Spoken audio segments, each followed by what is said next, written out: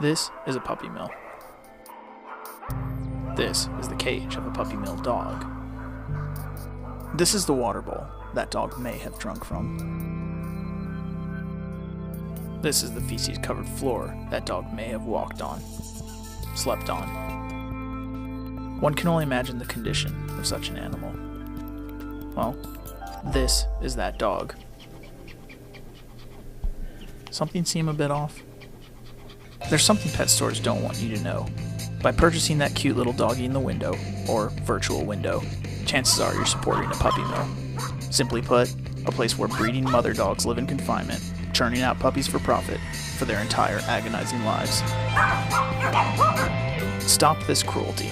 Don't buy online or from a pet store.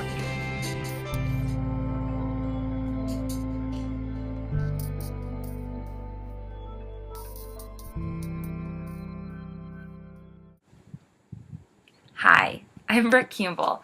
The organization that I decided to follow throughout the course of the semester was the Humane Society of the United States. The Humane Society is the largest animal advocacy organization in the world.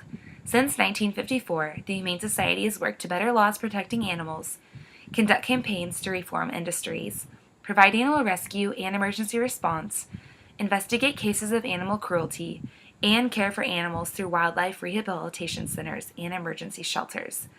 The Humane Society of the United States provides a voice and helping hand for all animals across America and around the world.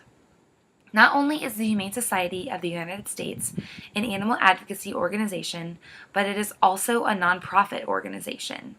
It is important to understand that the Humane Society of the United States works with local humane societies across the country by providing training and professional services, but the local humane societies are completely independent and not run by the Humane Society of the United States.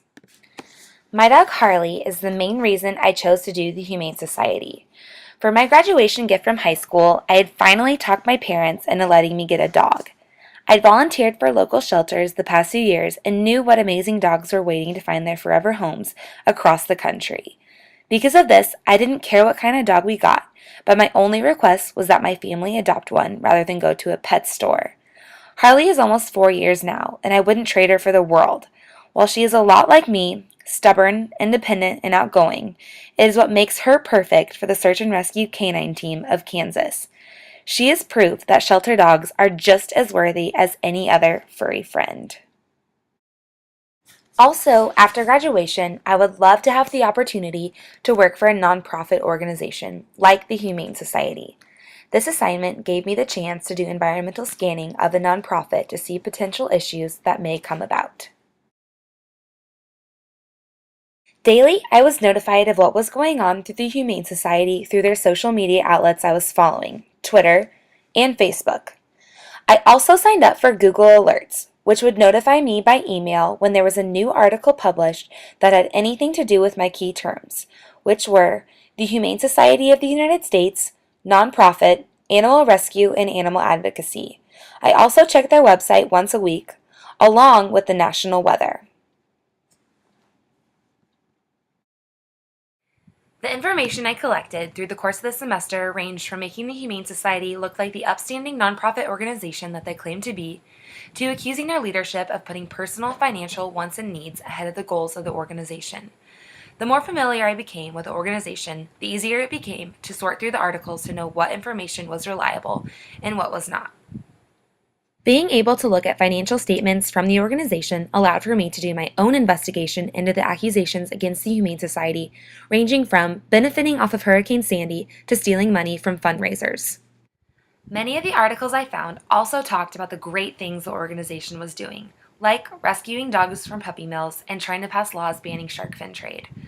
I was also able to gain more of an understanding of how the Humane Society of the United States is a completely independent organization from local humane societies, which few people understand.